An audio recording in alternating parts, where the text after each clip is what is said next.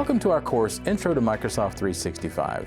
My name is Chip Reaves. I'm a Microsoft partner and an IT consultant with over 25 years of experience helping businesses and individuals use technology more effectively.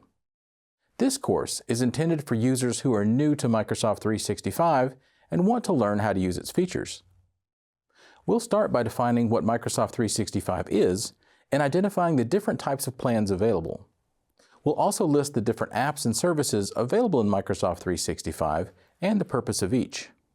From there, we'll look at ways to sign into Microsoft 365, navigate around the home screen, work with recommended files, and customize your views. Then we'll identify and use the different elements on the navigation bar, work with the apps on the app launcher, and create new documents. We'll also distinguish between general and contextual settings and view account options.